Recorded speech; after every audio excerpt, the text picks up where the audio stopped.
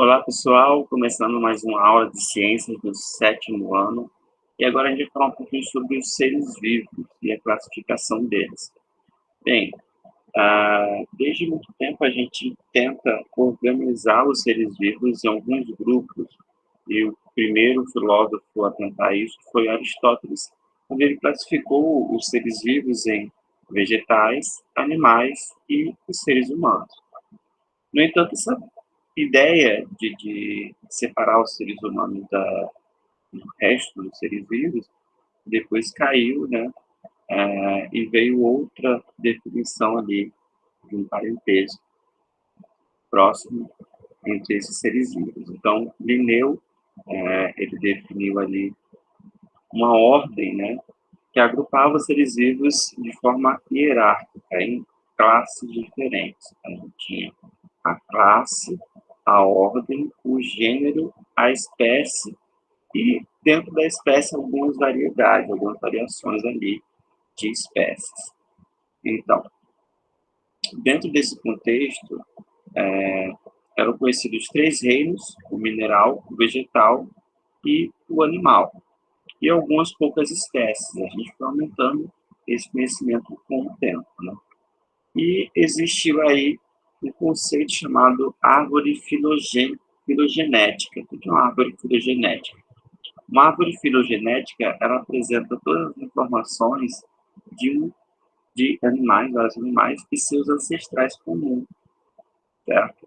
Então, aqui nós temos as espécies atuais, né, que nós conhecemos hoje. Tem uma linha do tempo, né? Temos a espécie A, B, C, D, E e F. As que têm um parentesco comum, elas estão mais próximas nessa linha do tempo.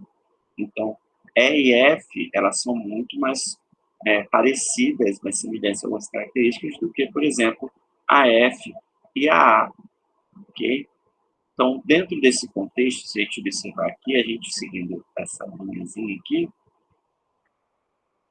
o animal é a espécie R e a espécie F, ela chega no momento aqui onde existe um ancestral em comum. Então, cada interseção dessa, cada grupo desse aqui, ele vai ter um ancestral em comum, certo? E quando esse ancestral em comum ele se extingue, ele vai embora, morre, desaparece, surgem duas novas espécies, a espécie E e a espécie F. Em cada interseçãozinha dessa aqui, a gente tem um ancestral em comum dessas espécies que a gente está citando. Okay? Então, alguns têm um parentesco mais próximo, outros têm um parentesco bem mais distante que os outros. E assim a gente vai vendo algumas características de alguns seres vivos que se parecem mais e outros que se parecem bem menos. Okay?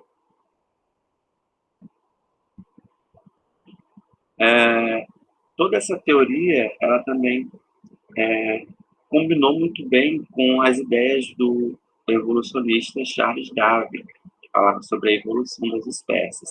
Então, sabendo que esses animais tinham ancestrais em comum e que, em algum dado momento, por alguma ação do tempo, né, geográfica ou questão de alimento, esses animais eles se separaram e modificaram com o tempo. Tá? Esses animais foram tendo características diferenciadas e formando novas espécies. Então, esse conceito do Linneu com a árvore filogenética também tem uma relação com a evolução das espécies. E depois surgiram aí outros eixos, né? A gente foi separando com relação a essas características em comum, e a gente tem hoje em dia 5 reinos. É o reino das bactérias, então as cianobactérias, as bactérias.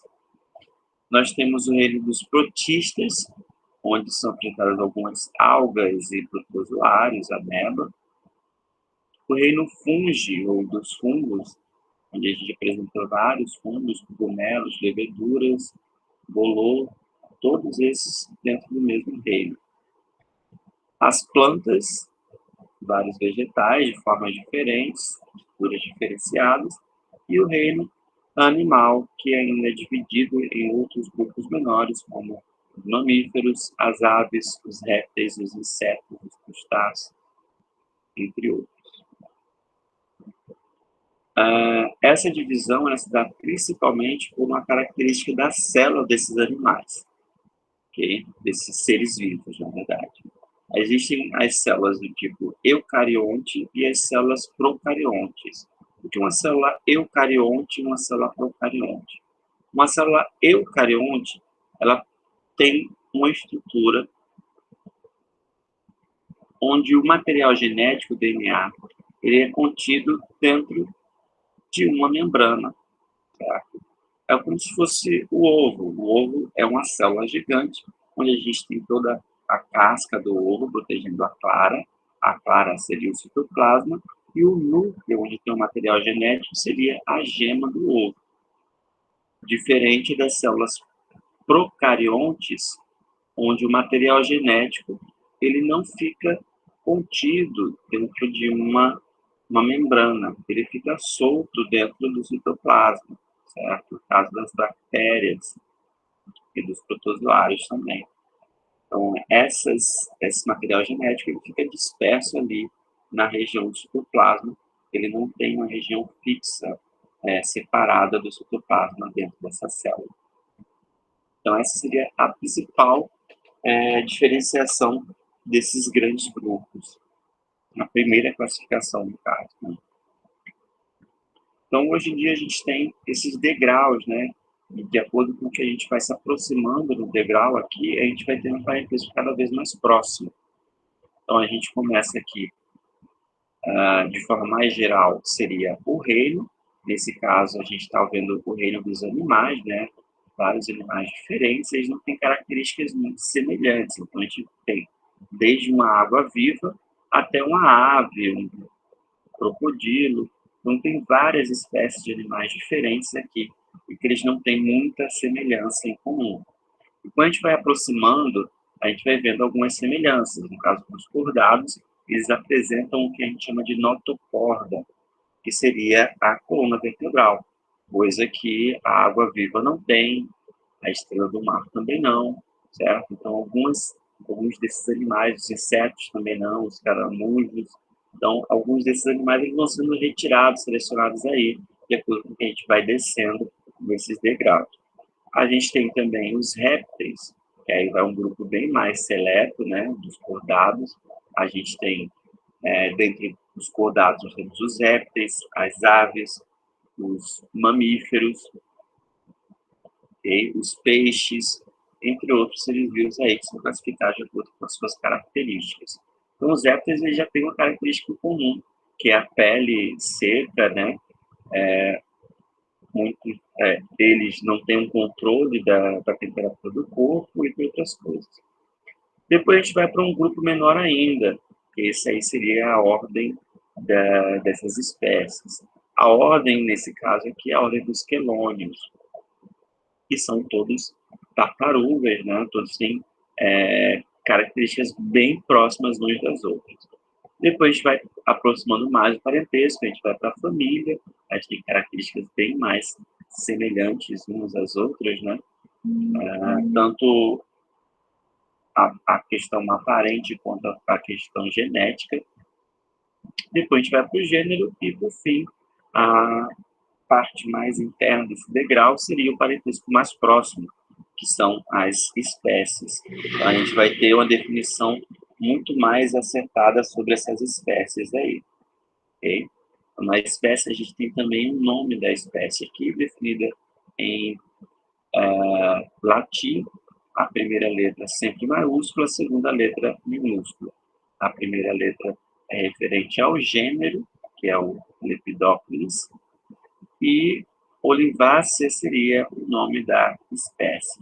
Então, a gente já vai afunilando esse parentesco até chegar na espécie especificamente. Como é que a gente dá um nome dessas espécies? Como a base da nomenclatura, da taxonomia que a gente fala, né?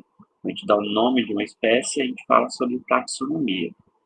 A gente tem uma seleção de palavras que são relacionadas às estruturas desses animais. Como, por exemplo, os peixes, nesse caso, a gente usa uma língua semelhante que tem referência à coloração do peixe ou alguma característica importante que precisa ser levar em consideração. Como eu falei, o primeiro termo é referente ao gênero, nesse caso, o homo, seria os homens, né, a humanidade, e sapiens é o homem que sabe.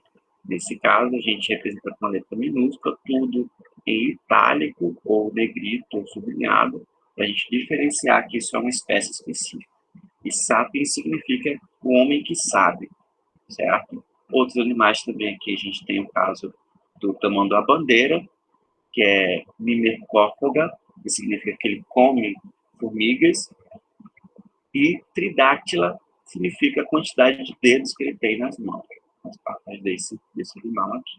Então, tem sempre uma referência ao gênero e a característica que ele tem, né?